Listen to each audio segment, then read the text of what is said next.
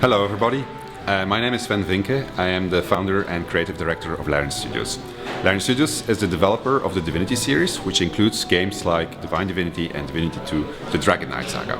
About 9 months ago we announced Divinity Original Sin, our new PC RPG set in the Divinity universe and scheduled for release this year in 2013.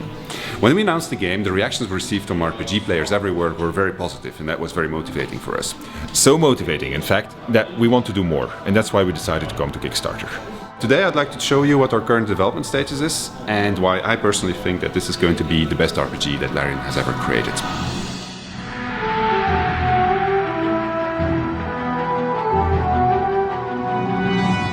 Divinity Original Sin is an isometric RPG that you can play in single player, but it also features drop-in, drop-out multiplayer. Hello. Hi David. This is David, he's the producer of Original Sin, and we'll show you the game together today. So the game has a unique dialogue system. The protagonists, they have to make decisions in the game, and it allows the protagonists actually to disagree with one another. So if you're playing in multiplayer, that means that Davian and I can disagree off-screen but also on-screen, and then it has an entire system which takes care of handling those disagreements, and that turns out to be quite a lot of fun. Let's have a look at a couple of examples. Hey, there's a talking shell here. Really? Yeah, really. And apparently it wants us to throw it back into the ocean. So let's just... No, you can sell it. I think you should sell it. But it says that if we do throw it back into the ocean, it'll reward us. No, you should sell it. We can probably get a lot of gold for it. Okay, so if you are in a disagreement like this when you have to make a decision, the game checks a couple of stats for you like intimidation and charming, and then calculates who wins the discussion. And in this case, Sven won.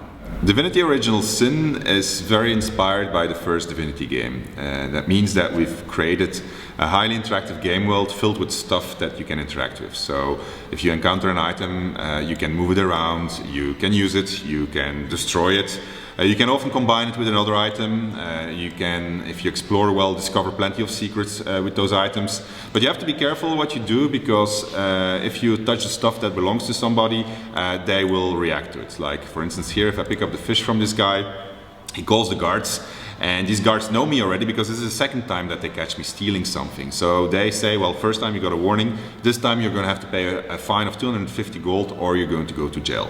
So I don't want to pick a fight with the guards, so I'm going to pay 250 gold here. Speaking of item interactions, you have your usual suspects like food, armor and weapons that you can use in your adventure.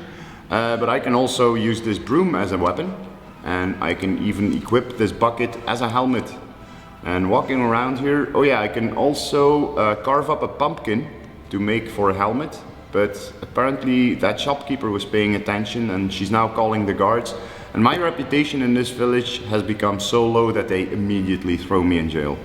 So David is now in jail, which is kind of cool, and there are several ways that I can jailbreak him as his partner, and there's also ways that he can escape himself. But for now we're going to leave him there because you'll have to figure out for yourselves how to get out.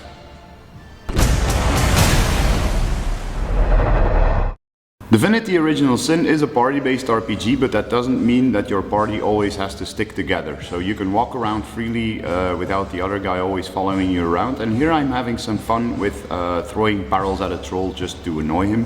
He doesn't really mind. I can even shoot a barrel from a distance. And apparently there's some water inside the barrel, so that creates a water surface. And these surfaces, we've got a couple of different ones.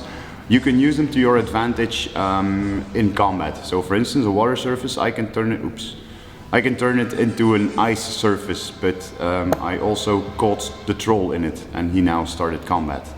Yeah. So while he's in turn-based combat, I can just mind my own business and go questing and go talking to people, or like here, interact with some mushrooms and make myself a nice poisonous sword. But if I want, I can join him in his particular combat situation or engage in my own combat situation. So let's go and help him. Right, I'll throw a fireball at the ice. That turns it into water, and now I'm going to electrify that surface of water with a lightning bolt, and that stuns the troll, and that's that. So I just dropped out of multiplayer to show you something really special.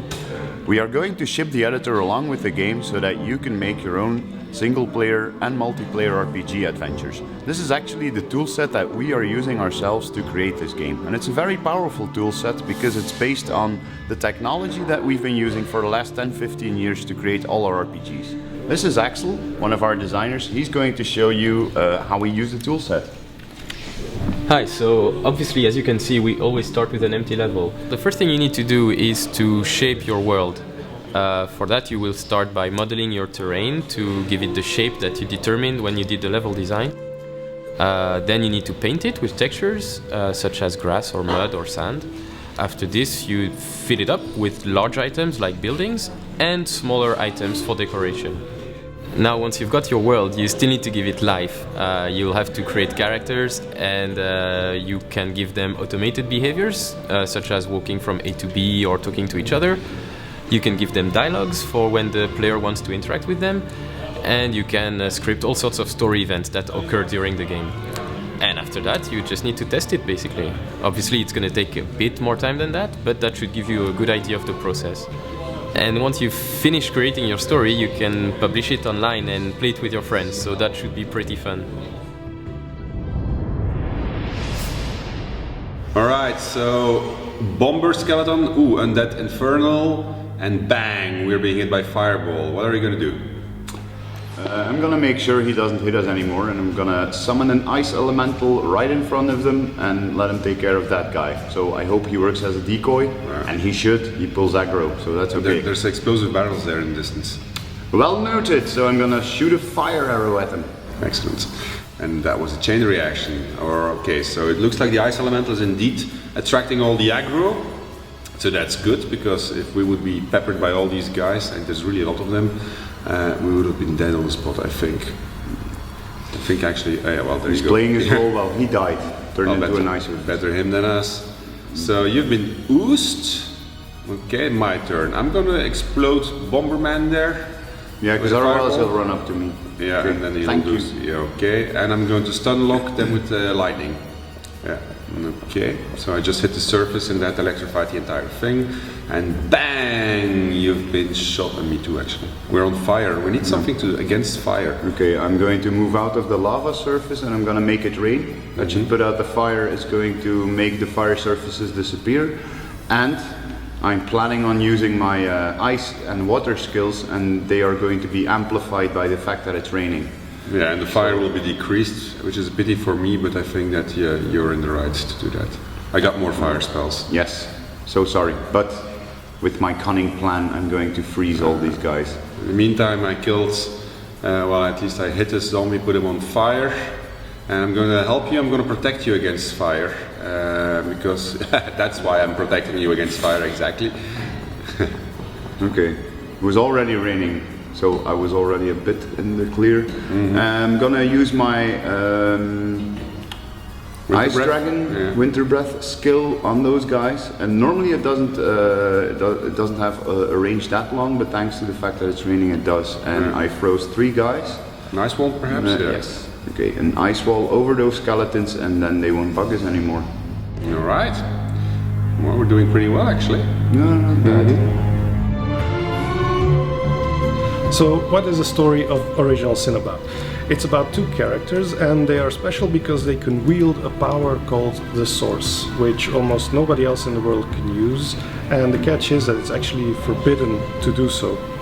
And when they are released onto the world, they find themselves in the middle of a big conflict, a giant war, and to be able to survive, they will have to learn how to use the Source, they will have to learn how it will enable them to defeat their enemies, but they will also have to cope with the sins of their past, which are back to haunt them. So why did we decide to come to Kickstarter? Well, in one phrase, we want to increase the development budget of the game.